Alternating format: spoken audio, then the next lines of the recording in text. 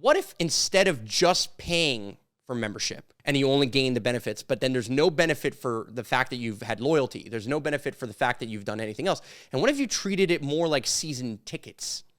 If I bought Habs or Canadians, hockey season tickets, I can buy them every year and I can probably resell them for more because there's more demand than there is supply of tickets. But what if you could do that at our farm?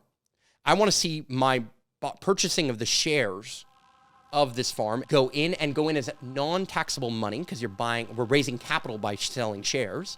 And that share value, just like the share values on the market, like buying a share of Tesla or Walmart or whatever it is, can rise.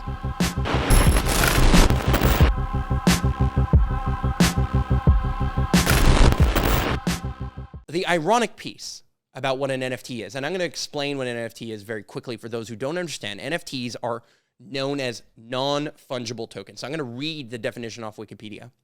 A non-fungible token is a unit of data stored on a digital ledger called a blockchain that certifies a digital asset to be unique and therefore not interchangeable. NFTs can be used to prevent items such as photos, videos, audio, and other types of digital files. They can be used to represent items but the interesting thing is that they also allow access to any copy of the original file. However, it is not restricted to the buyer of the NFT.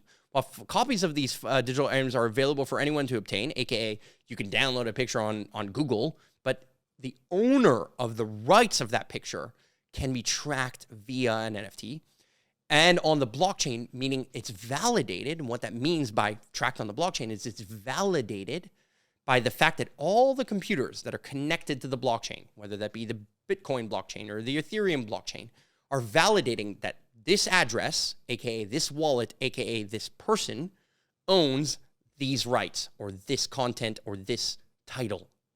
Now, I say the word title because in the world of real estate, one of the things you have to acquire when you're buying land is the deed of the land, meaning you're the owner, it's under your name, registered at the city, and the governance system that we use for doing that is the city and the urbanism department at the city.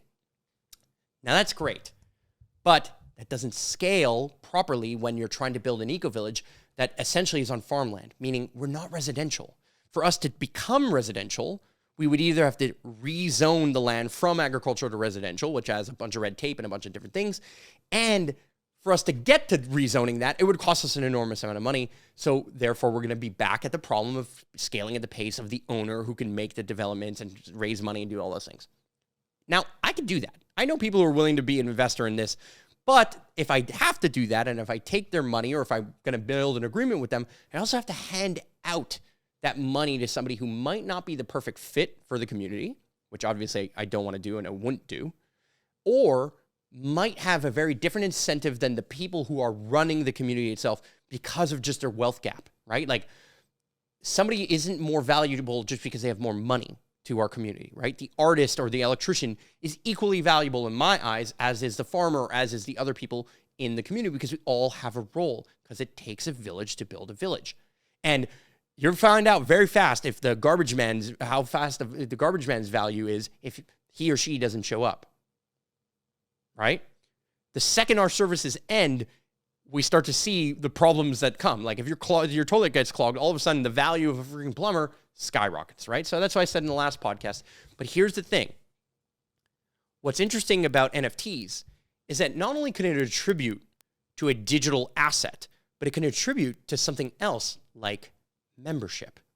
Now, NFTs are a craze in the world of art because it's saying, I want to be able to buy that meme, or I want to be able to buy that NBA Top Shot moment. I want to be able to buy this digital thing that I believe is going to have more value, and I'm going to speculate on that value. And I'm going to speculate based on the artist. I'm going to speculate based on its popularity. I'm going to speculate based on the fact that the money supply is growing and we're printing more money and inflation is going to go up. I'm going to speculate on 1,001 different reasons, but I'm buying it as a vehicle, one, because maybe I care about the art, but two, because I think it can make money. And the reason it's valuable is because it's inherently scarce, right? There's only one token that can represent that one thing. Only one person or one wallet or one entity can own that NFT. Now, you can buy it as a corporation and buy an NFT as a corporation, and then there's multiple entities that own that one unit, but either way, it is attributed to a single node or a single wallet on the blockchain, if that makes sense. And the blockchain is something I or anyone cannot change. Now, yes, you can take over 51% of the entire network, and that's almost literally impossible, or would cost trillions of dollars. It's unreasonable, right? You couldn't really do that, okay? So let's not talk about the security of the network as a whole.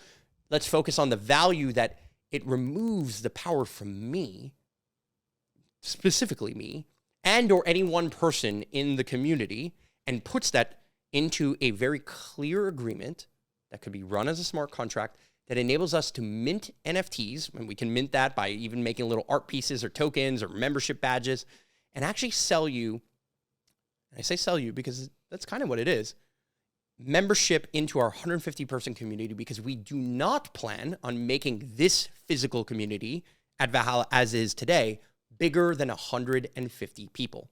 I talked about why that number, it's called Dunbar's number. Watch the other episode if you don't know what I'm talking about, okay? Long story short, we have an inherently scarce amount of space. There's only so many gatherings we can host. There's only so many people we can invite to have all the benefits that we're going to build. Because I can't build 1,000 saunas or 1,000 hot tubs or 1,000 garden beds. I mean, maybe we can build 1,000 garden beds given their size, but there's only a certain amount that we can host. There's only a certain amount of people and events and ideas that we can bring to the table at this farm. So inherently, we are limited by our ability to supply membership and all the benefits that memberships come with. And already we have so many people asking to be members. So what if instead of just paying for membership, like you would at a traditional service, buying a gym pass, like I said, buying a spa pass, and you only gain the benefits, but then there's no benefit for the fact that you've had loyalty. There's no benefit for the fact that you've done anything else. And what if you treated it more like season tickets? Like season tickets to the Habs hockey game or to an NFL team or whatever it is. Because season tickets, if I bought Habs or Canadians, hockey season tickets, I can buy them every year and I could probably resell them for more because there's more demand than there is supply of tickets, right? So what that means is it allows me as an owner of those seats, or at least the owner of the rights to those seats, that I can actually earn money. Now, there's rules and regulations around scalping and other things, like you're not supposed to be able to buy them, resell them, The point is it happens anyway. But what if you could do that at our farm? What if you decided that you're going to become a traditional member, pay $50 a month and join our membership as a supporter or producer, whatever it is. But then you say, you know what? I'm long-term committed to this farm. I want to see my purchasing of the shares of this farm and the shares of this co-op, because it's a legal co-op, go in as non-taxable money, because we're raising capital by selling shares. So it's not a revenue, and this is very geeky in the finance world, but it's not a revenue. It's actually a capital raise. And let's assume that we're going to sell these memberships at $1,000 each. So we have 150 spots. We pick those spots through members who then get offered to buy a share, right? So non-voting members that are just members that are gaining the benefits of membership without votes. Then we have some kind of process of choosing who we want to offer real membership to. When I say real, I mean kind of ownership to, responsibility to, and enable those people to say, I bought a share of this farm, and that share value, just like the share values on the market, like buying a share of Tesla or Walmart or whatever it is, can rise. So now, if I buy membership today, because I believe in the long-term vision of the farm, I can make a contribution right now of $1,000, buy that share. But once we hit that 150-person mark, or even if we don't hit that 150-person mark, but we're not giving out more invites at that period of time, and somebody wants in, they want to be an owner, they want to be first in line to be able to purchase a piece of the land if our project can get to that point. They want to be the first in line to build their homestead. They want to be first in line to be able to have a piece of the farm that they can invest in, or have a plot of land so they can grow their garlic or their bees or whatever it is. If they want to join that and they want to kind of have an early access to that, and our farm has so much demand, so many people who want to participate, so many people that can come, but there's only so many we can have, then the value of that membership can rise beyond that $1,000 that we sold that one share for. And it could rise to essentially an infinite amount of money based on how much people are willing to pay for it.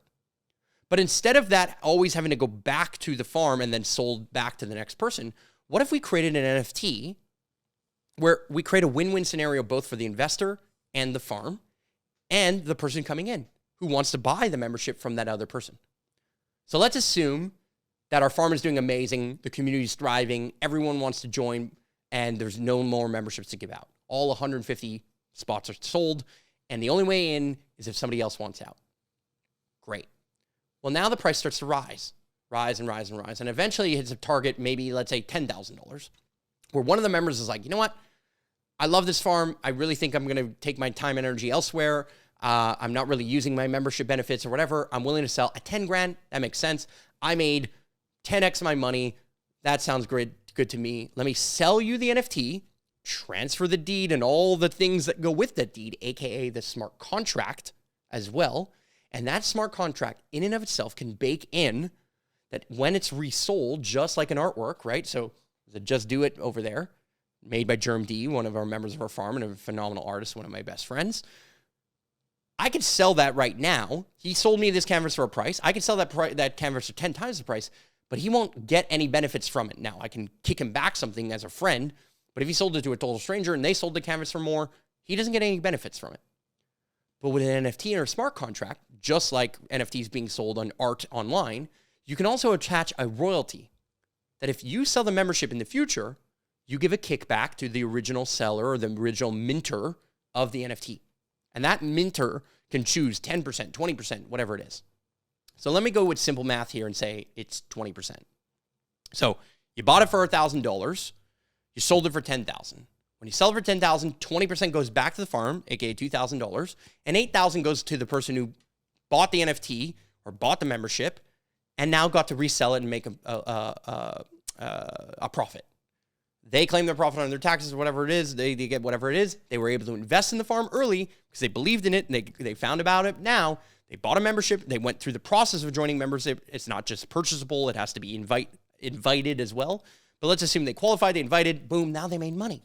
So we created a win for them, a win for the farm, and a win for the person who's willing to pay $10,000 to walk in because they see the value of the membership, right? And that value is like the same value you would see in a mastermind, right? I would pay $10,000 or $25,000 to join a mastermind.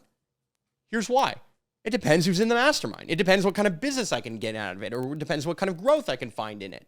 It depends what the value is to me as an entrepreneur, or the value is to me as a person, no matter what the value is. So whether that's a personal growth thing or a personal growth story, or it's just an investment into a network that I know that if I pay $25,000, I'll probably go to one of their events or I'll show up at some of the online calls and that will make me more than $25,000, then it becomes a no-brainer. It becomes an investment, not an expense. See, buying a membership to a spa is an expense. It has benefits, but it's still an expense. Buying membership and ownership is an investment that can pay you back if you believe in the long-term vision of the farm. Therefore, aligning you, if you're the person who's going to buy it, and me together. And it's giving you and transferring to you a sense of responsibility, a sense of ownership, a sense of, well, actually, you know what? I am willing to invest in the wood at the farm because if the farm grows and the business of the farm grows, so does the value of membership, and so does the value of my membership, my investment. Right? And I say your investment, the person who bought it, and my investment because I'm also one of the members. So then we all are aligned to collaborate, and then we start to operate at a different speed than just the speed of one investor or the few investors that have a sense of ownership or have adopted a sense of ownership or adopted those agreements in those ways.